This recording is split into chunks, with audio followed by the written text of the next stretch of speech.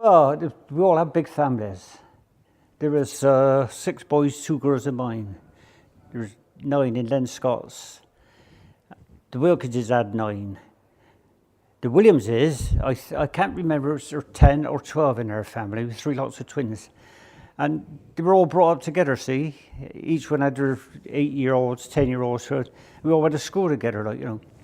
We had our little gangs, little fights and all this and that, but you could go down to Dayfields every day of the week and be playing football with different, see from the state, you knew them, but you know, you all had your close mates, but everybody was, you'd go down there, there'd be 5 or 6 playing football, and then they say, you want to join in, Bill? You join in, you know, it was none of, you know, you can't play with us, or none of that, or... Our parents didn't come with us, we all went in a group. There was no transport or anything. My school days up there were great. We used to walk from time to time after church. We'd walk down to St Anne's Woods and walk around the woods, which were always well maintained and that. There would be seats there, and down to the 3 ponds at the bottom. The Sutton Estate was like a private council, and housing association, yeah. You would think of Barton Hill, come out on the Sutton Estate and have a nice house with a nice garden and plenty of room, wide roads, big wide pavement. I mean, the pavements is nearly as wide as the road, and it's a lovely area, you know. It was lovely to be able to grow up there. We had some lovely times on there. Then there was no cars, no televisions, so people stayed in that area. I mean, come home now and say, I'm going to see me mate. You get on in a car and you've gone down Clevedon or something like that. All your mates you went to school with, you more or less, just was like family. You know, I'd leave the Wick Road, I was born on the Wick Road. I walk up towards the school, you pass like Sunday Dean, and then you'd all merge, it was like going into the city ground, like, it was all one big crowd. Yeah. You got to remember that I'm talking about that all the kids, what I'm talking about, would come from the slums of Barton Hill or the St Phillips, and they come there and there's a lovely little stream where we could swim in. There was areas along that was, well, about that deep where you go swimming in. There's other areas where it was just running over stones, but it was like well, you were in a different world. I've been down there with the children and they would take the socks and shoes off and paddle in it. I mean, most of the children did. It was idyllic for us kids. We had a football pitch, a cycling pitch, and we used to play cricket over there. And our childhood was something to be proud of. We've ventured into the woods at times and down to the brook, and we used to catch crested newts, tadpoles, and there were frogs down there and toads. Born in Brislington, we brought up in Brislington and played in the brook. We put fish in the brook, we've taken fish out the brook. I seem to think we might have caught things like sticklebacks back in the very early days.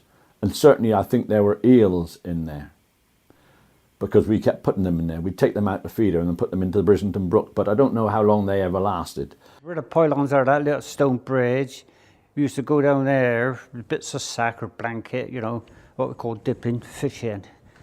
Or get the fish roll, you know, get tidless. I was part of a little gang that associated themselves with films like Commando, which had Schwarzenegger, and Rambo with Stallone.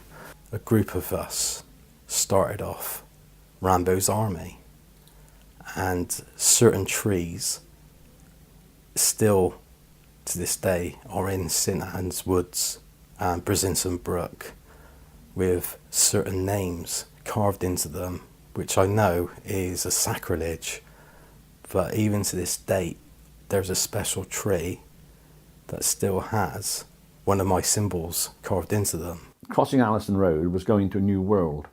You know, that's St Anne's over there. This is Brislington over this side.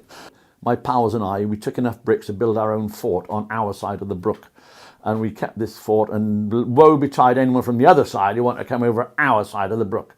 We could heave, but it was quite hilarious because we built this fort and it was 2 stories high. Okay, we're only little kids and this isn't particularly high, but I remember we were all in there one day and a whole lot collapsed in on top of us. Hilarious. They would go playing, yes, and come back with muddy feet and muddy arms, etc. But they had a bath in those days, the mothers would say.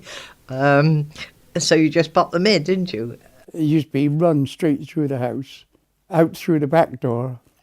The sack would be on the ground outside the back door, and I was told to strip off. And of course, all my clothes were taken off me and washed. There was, still is, I think, a drain pipe goes across the brook in that area, and we would play on that. We played trying to knock people off, Little John and Robin Hood, because Robin Hood always fell off, and I seem to think no matter who was playing Little John, everybody ended up in the brook. But the great adventure was in St Anne's hayfields, where we would make bases up in trees using corrugated iron.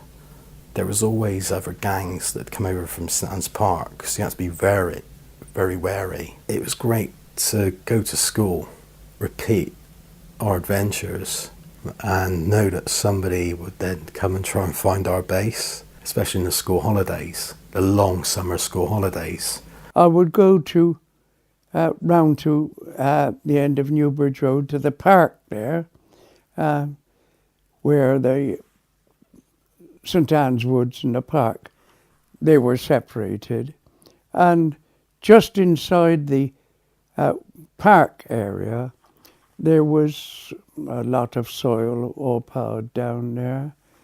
And I joined in with some other boys there, sitting on a piece of tin and sliding down there. You cross over the bridge where the ford is, and you got to Broomhill. There's a really steep hill. We just got the Red Hill. That was always great fun to come down on a piece of corrugated iron. We used to come down over that sled. I don't know where they got it from. Have a sheet, mind, it was dangerous now you think of it. You have a sheet of corrugated iron, and they come down over there 100 miles an hour, just stop before we get to the stream sort of thing. Yeah. That was our playing fields. I mean, all the kids down there made their own catapults, pea shooters, spears, and things like that, and tracking, and there was no computers or television or, well, nobody could afford it if they were about.